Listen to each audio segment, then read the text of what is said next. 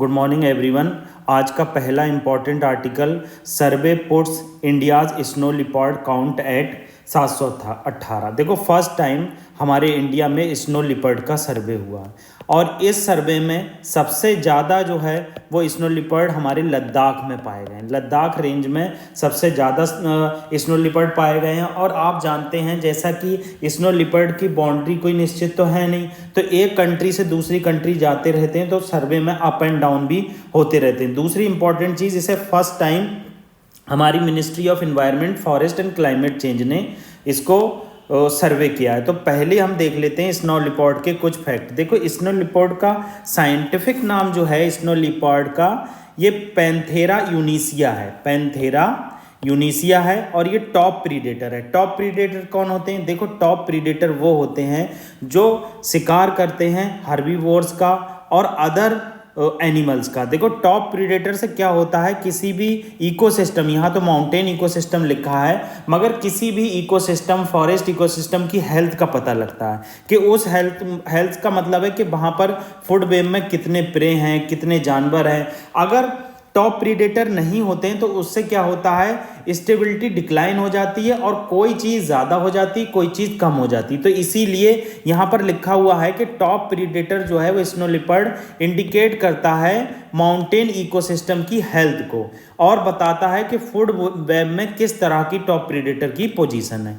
अगली इंपॉर्टेंट चीज़, IUCN में क्या स्टेटस है? देखो, IUCN में इसका स्टेटस वल्नरेबल है और ये वल्नरेबल का मतलब हो गया थ्रेटेंड। देखो, वल्नरेबल और इंडेंजर और क्रिटिकली इंडेंजर्ड, ये तीन कैटेगरी थ्रेटेंड स्पेसीज में आती है। अब जब थ्रेटेंड है तो इससे साफ साफ हमें पता लगता है कि किस तरह के इसके प्रोटेक्शन की ज़रूरत है, क्योंकि बहुत ज़्यादा स्नो लिपर्ड कम होते जा रहे हैं, क्योंकि उनका हैबिटेट लॉस हो रहा है, उनका शिकार हो रहा है। उनके फुर के लिए, फुर मतलब ये जो पर होते हैं यहाँ पर, इसके लिए भी शिकार होता है जो ऊपर इनके लगे हुए हैं। ठीक है, साइड्स के अपेंडिक्स 1 में है, मतलब हाईएस्ट प्रोटेक्शन दी गई है अपेंडिक्स 1 में कि किस तरह से साइड के अपेंडिक्स 1 में इसे प्रोटेक्ट किया जा सकता है। और Indian wild life protection act 1972 के शेड्यूल 1 में हैबिटेट क्या है? देखो, हैबिटेट इसका फ्रेगमेंटेड डिस्ट्रीब्यूटेड है। सेंट्रल एशिया में, देखो ये रसिया में भी पाए जाते हैं, चाइना में भी पाए जाते हैं, और सेंट्रल एशिया जैसे तजाकिस्तान, कजाकिस्तान,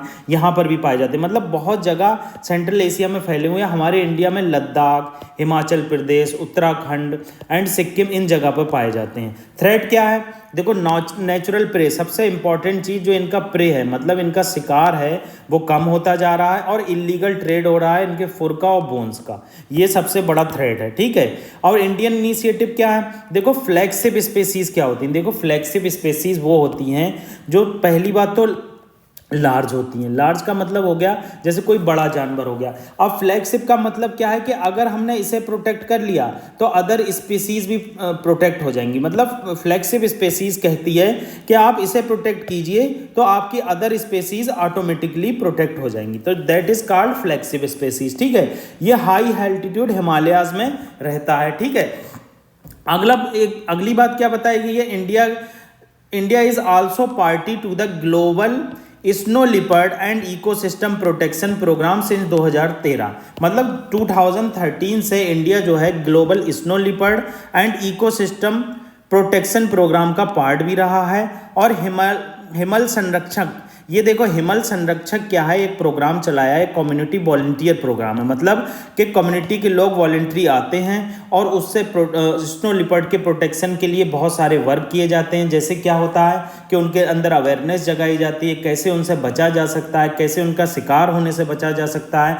तो हिमल संरक्षक के अंदर ये प्रोग्राम 2020 में चलाया गया था। कैसे प्रोटेक्ट करें स्नो लिपर्ड को, ये यहाँ पर बताया गया। 2019 में क्या किया गया, फर्स्ट नेशनल प्रोटोकॉल आया कि स्नो लिपर्ड की पॉपुलेशन का असेसमेंट किया जाएगा और उनको मॉनिटरिंग किया जाएगा। देखो, इसी के बाद नेशनल प्रोटोकॉल आया, ऐसी सब चीज़ों के बाद ही अब फर्स्ट टाइम स्नो लिपर्ड का सर्वे हो पाया। सिक्योर हिमालय बहुत फेमस प्रोग्राम है, ग्लोबल एनवायरनमेंट फैसिलिटी और यूनाइटेड नेशन डेवलपमेंट प्रोग्राम ने इसमें पार्टिसिपेट किया है। और सिक्योर हिमालय में जो एल्टीट्यूडल बायोडाइवर्सिटी है और जो डिपेंडेंसी है लोकल कम्युनिटी की, वो उसको डिक्लाइन किया जाए। कैसे ही हमारी जो हिमालयन बायोडाइवर्सिटी है उस पर जो कम्युनिटी की डिपेंडेंसी है उसको कम कैसे किया जाए, ये सब चीज़ें बताई गई। प्रोजेक्ट स्नो लिपर्ड, ये बहुत इंपॉर्टेंट है, कभी कभी क्रोनोलॉजी पूछ लेता है प्रोजेक्ट टाइगर कब लॉन्च हुआ, प्रोजेक्ट स्नो लिपर्ड कब लॉन्च हुआ और प्रोजेक्ट एलिफेंट कब लॉन्च हुआ। तो ये चीज़ें आपको पता होना चाहिए। ये लॉन्च किया गया 2009 में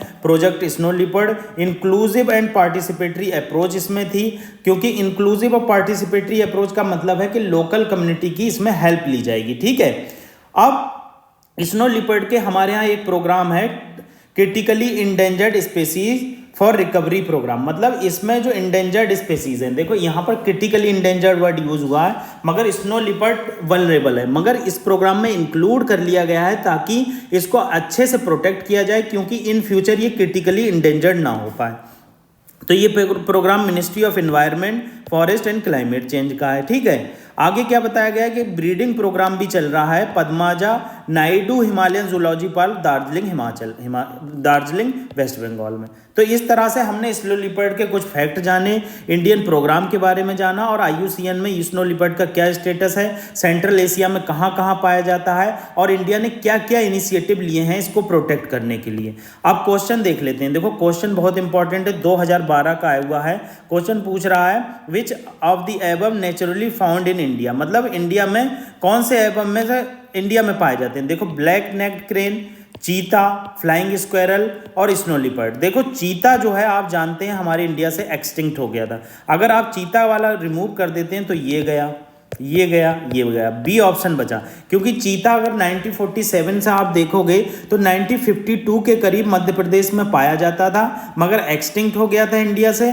तो चीता को इंट्रोड्यूस करने के लिए बहुत सारे गवर्नमेंट ने इनिशिएटिव चलाए, मगर अभी तक कोई भी सक्सेसफुल नहीं हुआ। अभी नेचुरली ईरान में चीता पाए जाते हैं। देखो क्या है, बी ऑप्शन करेक्ट हो गया वहाँ। अब थोड़ा सा इसका एक्सप्लेनेशन देख लेते हैं। Black necked crane, black necked crane Tibetan and trans Himalayan region में पाई जाती है। ये विंटर में इंडिया की तरफ माइग्रेट हो जाती है, क्योंकि उधर बहुत ज़्यादा ठंड होती है, तो ब्लैक नेक्ड क्रेन इधर माइग्रेट हो जाती है। ये नियर थ्रेटेंड है IUCN में, ठीक है। चीता एक्सटिंक्ट स्पेसीज है, प्री इंडिपेंडेंस इरा में ही हमने इसको एक्सटिंक्ट होते हुए देखा था। ईस्टर्न 1947 के करीब ईस्टर्न मध्य प्रदेश और नॉर्थन छत्तीसगढ़ में मिला था इसके, मगर अब ये वल्नरेबल है, ठीक है। अब चीता कुछ जो मात्रा में है ईरान वगैरह में पाए जाते हैं और अब ये IUCN में वल्नरेबल है, याद रखना। फ्लाइंग स्क्वेरल, ये पिछले साल बहुत चर्चा में रही थी। ये वेस्टर्न घाट, नॉर्थ ईस्ट और अदर इंडियन फॉरेस्ट में पाई जाती है, लीस्ट कंसर्न है। स्नो लिपर्ड हम इसको पढ़ चुके, IUCN में वल्नरेबल है, हिमालयन रेंज में पाया जाता है, ठीक है। ये चीज़ें हमने देखी यहाँ पर। अब मध्य प्रदेश के बारे में देख लेते हैं। देखो मध्य प्रदेश की झांकी ये थी, ये है लहरी बाई, लहरी बाई ये है। अभी लहरी बाई के बारे में हम अच्छे से डिस्कस करेंगे। आप देख लो इनका फोटो और मध्य प्रदेश की झांकी देख लो जो हमारे रिपब्लिक डे पर दिखाई गई। देखो मध्य प्रदेश में झांकी में क्या क्या दिखाया गया। झांकी का मतलब टेबल्यू में चंदेरी, महेशबरी और बाघ प्रिंट साड़ी को दिखाया गया। अगर आप इस पर नेट पर सर्च मारेंगे तो डिफरेंट टाइप के इसमें रेसेस होते हैं और डिफरेंट टाइप के फाइबर यूज़ किए जाते हैं। तो चंदेरी, महेशबरी और बाघ प्रिंट साड़ी के बारे में बताया गया। मिलेट मिशन एम्बेसडर और millet women of India Lahari Bai, Lahari Bai 27 year old Baiga women, मतलब क्या है, जो मिलेट मिशन को जो स्पीड दी है और मिलेट मिशन के लिए एक मिलेट एम्बेसडर बनाया है वो लहरी बाई हैं। और लहरी बाई को क्यों इतनी फेमस है, इन्होंने 150 वैरायटी ऑफ मिलेट सीड्स की प्रोटेक्ट और प्रिजर्व करके रखी हैं, जो क्या है फ्री में डिस्ट्रीब्यूट करती हैं 64 अदर विलेजेस में, मतलब इनके द्वारा फ्री में डिस्ट्रीब्यूट किया जाता है। ये बैगा जिसका मतलब होता है हीलर ट्राइब से कम्युनिटी से बिलोंग करती हैं। ये पर्टिकुलर वल्नरेबल ट्राइब है PBTG और मध्य प्रदेश की, ठीक है। तो ये देखा हमने लहरी बाई के बारे में और हमने देखा महेश बड़ी साड़ी और आपकी ये बाघ प्रिंट कैसे होता है। तो ये हमने इसके बारे में जान लिया, मध्य प्रदेश के टेबल्यू के बारे में। तो अभी तक ये इंपॉर्टेंट हमने आर्टिकल डिस्कस कर लिया कि मध्य प्रदेश में IUCN में मध्य प्रदेश के टेबल्यू में क्या दिखाया गया है, कैसे उसने पार्टिसिपेट किया है मध्य प्रदेश की झांकी ने। अगला article incremental cash reserve ratios है। देखो पहले हम आर्टिकल डिस्कस करने से पहले कैश रिजर्व रेशियो समझ लेते हैं। देखो कैश रिजर्व रेशियो में पहला वर्ड आ रहा है रिजर्व, सेकंड वर्ड। तो रिजर्व का मतलब है कि RBI बैंक्स को गाइडलाइन देती है कि आप जो है कुछ पैसा कैश रिजर्व रेशियो की फॉर्म में अपने यहाँ लॉकर में रख लीजिए। तो बैंक क्या करती है, अपनी बिल्डिंग में एक लॉकर बना देती है और इस लॉकर में कुछ पैसा रख लिया जाता है जिसे हम कैश रिजर्व रेशियो कहते हैं। ये जो रेशियो है इसको एक जो अनफॉर्चुनेट कंडीशन होती है, मतलब मान लो कहीं पर बैंक रन हो गया। बैंक रन क्या मतलब क्या होता है कि लोग डरते हैं कि बैंक दिवालिया घोषित होने वाला है तो बैंक की तरफ पैसा लेने को बढ़ते हैं, तो इस कंडीशन में ये कैश रिजर्व रेशियो काम आएगा। दूसरी कंडीशन क्या है कि कैश रिजर्व रेशियो कभी कभी इस कंडीशन में बढ़ा दिया जाता है जब ओवरफ्लो हो जाता है पैसे का। जब मार्केट है, ये मार्केट है, अब मार्केट में बहुत ज़्यादा पैसा हो गया तो इस पैसे को कम करना जरूरी है, क्योंकि बहुत ज़्यादा मनी बहुत कम प्रोडक्ट को चेज करेगी। तो बहुत ज़्यादा मनी जब कम प्रोडक्ट को चेज करेगी तो इन्फ्लेशन आएगा। जब इन्फ्लेशन आएगा तो पुअर सेक्शन को बहुत ज़्यादा नुकसान होगा और हमारी जो इंडस्ट्री है उसकी मैन्युफैक्चरिंग में भी नुकसान होगा। दूसरी इंपॉर्टेंट चीज़ जो आरबीआई के द्वारा सीआरआर डिसाइड किया जाता है, जो बैंक अपने ही यहाँ लॉकर में रखती है, इस पे आरबीआई के द्वारा कोई इंटरेस्ट रेट नहीं दिया जाता। आप याद रखना, कोई भी इंटरेस्ट नहीं दिया जाता, ये इंपॉर्टेंट चीज़ है। तो क्या है, ये हमने देखा कैसे। अब क्या है, इन्होंने यहाँ पर बताया है कि आरबीआई एक्ट 1934 में प्रावधान है कि all schedule commercial bank, all schedule commercial bank कौन सी होती है, आरबीआई एक्ट के अंदर एक शेड्यूल है जिसके अंदर प्राइवेट और पब्लिक सेक्टर बैंक्स आती हैं और फॉरेन बैंक्स आती हैं, रीजनल रूरल बैंक्स आती हैं, कोऑपरेटिव बैंक्स आती हैं। इनको क्या होता है कि इनको जो है सीआरआर और एसएलआर जो है डिसाइड करना होता है, मतलब रखना ही होता है, आरबीआई की कंडीशंस को फॉलो करना ही होता है, तो उन्हें ऑल शेड्यूल कॉमर्शियल बैंक कहते हैं। अब CRR incremental cash reserve ratio क्या है, आप जानते ही हैं क्या हुआ है, रिसेंटली 2000 के नोट पर बैन लगाया गया। बैन नहीं कह सकते इसे, एक तरह की रोक लगाई गई कि आपके पास जो 2000 के नोट हैं वो बैंक में जाकर जमा कर दो। अब भाई बैंक में जाकर लोग जमा करेंगे, मार्केट में खर्चा करेंगे, पेट्रोल भरवाएंगे 2000 नोट की, क्योंकि बैन तो हुआ नहीं है, मगर गवर्नमेंट ने गाइडलाइन कह दिया कि इन फ्यूचर हम 2000 के नोट को खत्म कर देंगे। तो क्या हुआ कि लोगों ने क्या किया, बैंक में पैसा जमा किया और बहुत ज़्यादा लिक्विडिटी हो गई। अब जब लिक्विडिटी हो गई तो लोन भी सस्ते मिलेंगे, लोन सस्ते मिलेंगे तो लोग मार्केट में पैसा ज़्यादा खर्च करेंगे, लोग मार्केट में पैसा ज़्यादा खर्च करेंगे तो इन्फ्लेशन आएगी, और इन्फ्लेशन आएगी तो ये हमारी इकोनॉमी के लिए घातक साबित हो सकता है। तो इसीलिए क्या हुआ, इंक्रीमेंटल कैश रिजर्व रेशियो का कॉन्सेप्ट आया। आरबीआई ने क्या किया, कुछ पैसा 10% के करीब इसे रखा गया और कुछ पैसा कहा गया कि आपको इसको फॉर्म में रखना है, ठीक है। अब इसका यूज क्या हुआ, हमने देखा इस पे इंटरेस्ट रेट नहीं मिलेगा, हमने पहले ही देख लिया, और हमने देख लिया कि कैसे आईसीआर इंपोज किया गया सीआरआर के ऊपर आरबीआई के द्वारा। तो ये सब चीज़ें होती हैं कि इन्फ्लेशन से बचाने के लिए, मॉनेटरी सिस्टम को बैलेंस बिठाने के लिए ये सब किया जाता है। नीड ऑफ आईसीआरआर मतलब इंक्रीमेंटल कैश रिजर्व रेशियो का क्या नीड है, मैनेज लिक्विडिटी। आपको मैं पहले ही बता चुका कि गवर्नमेंट कभी कभी स्पेंडिंग बहुत कर देती है, तब आईसीआरआर लाना पड़ता है, और 2000 के नोट विड्रॉवल करने की वजह से भी अभी रिसेंटली आईसीआर लाना पड़ा, क्योंकि आईसीआरआर लाना पड़ा क्योंकि लिक्विडिटी बहुत ज़्यादा हो गई। इन्फ्लेशन कंट्रोल, ऑब्वियस सी बात है, जब बैंक के पास पैसा होगा, जब सीआरआर हम डिसाइड कर देंगे तो बैंक उसे लोन नहीं दे पाएगी, जब लोन नहीं दे पाएगी तो मार्केट से पैसा कम हो जाएगा,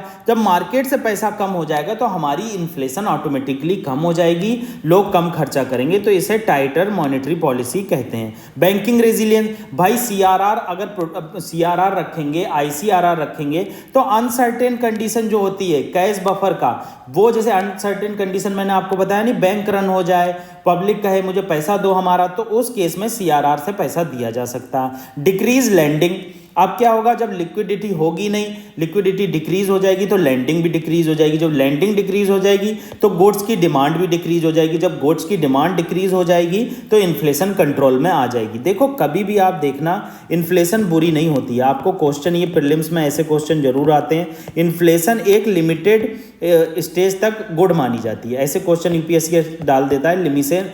इन्फ्लेशन इज ऑलवेज वर्स्ट, मतलब इन्फ्लेशन हमेशा गलत खराब होती है, तो वहीं ऑप्शन गलत हो जाएगा। नहीं, इन्फ्लेशन हमेशा गलत नहीं होती है, अगर थोड़ी थोड़ी इन्फ्लेशन होती है तो उससे क्या होता है, इंडस्ट्री में प्रोडक्शन भी बढ़ता है, लोगों की इनकम भी बढ़ती है, और स्टैंडर्ड ऑफ लिविंग भी बढ़ता है, और इंडियन कंट्री की इकोनॉमी की वैल्यू भी बढ़ती है। अब अदर लिक्विडिटी मैनेजमेंट टूल देख लो, standing deposit facility.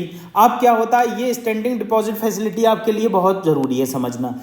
Standing deposit facility RBI to absorb liquidity deposit from bank without giving government security in return to the bank. अब मान लेते हैं ये रामू की एक बैंक है, आप अच्छे से समझना, रामू की ये बैंक है। अब रामू के पास बहुत पैसा है, ठीक है। अब रामू जो है मार्केट में जो दे रहा है वो केवल मिल रहा है 6% इंटरेस्ट रेट, मगर आरबीआई ने कहा कि हम, ये आरबीआई है, चलो ये आरबीआई मान लो, आरबीआई ने रामू से कहा कि आप अपनी लिक्विडिटी हमारे यहाँ जमा कर दीजिए, अगर आप हमारे यहाँ जमा करते हैं तो आपको हम 10% इंटरेस्ट रेट देंगे, मगर कोई गवर्नमेंट सिक्योरिटी नहीं देंगे, मतलब आपकी कोई सिक्योरिटी नहीं मिलेगी, मगर आप आरबीआई हैं, हम इतनी बड़ी बैंक हैं तो इतना तो भरोसा जता ही सकते हैं। अब आरबीआई, रामू ने क्या किया, आरबीआई के पास पैसा अपना जमा कर दिया। अब आरबीआई से उसे 10% इंटरेस्ट रेट मिल गया। अब इससे क्या हुआ, मार्केट से तो लिक्विडिटी कम हुई, मगर क्या है, बैंक को भी फायदा हो गया। तो ये स्टैंडिंग डिपॉजिट फैसिलिटी होती है, ये रेपो रेट से बहुत अलग होती है। रेपो रेट में क्या होता है, रेपो रेट में गवर्नमेंट सिक्योरिटी का आदान प्रदान होता है। देखो देखो यहाँ लिखा है altering repo and reverse repo rate. इसमें क्या होता है, गवर्नमेंट सिक्योरिटी का आदान प्रदान होता है। आरबीआई क्या करती है, गवर्नमेंट सिक्योरिटी देती है, पैसा लेती है, और जब आरबीआई को पैसा मार्केट में फ्लो करना होता है तो आरबीआई कहती है गवर्नमेंट सिक्योरिटी दे दो और पैसा ले लो, ठीक है। इसी तरह से ओपन मार्केट ऑपरेशन होता है, सेल और परचेज किया जाता है गवर्नमेंट सिक्योरिटी को आरबीआई के through. Way and means advances क्या होता है, टेम्परेरी लोन फैसिलिटी दी जाती है आरबीआई के द्वारा सेंट्रल और स्टेट गवर्नमेंट को जब लिक्विडिटी उनके पास बहुत कम होती है। तो इस तरह से हमने ये आर्टिकल डिस्कस किया। अगर कोई प्रॉब्लम है आप हमें कमेंट बॉक्स में बताइए, टेलीग्राम चैनल पर बताइए। Thank you very much.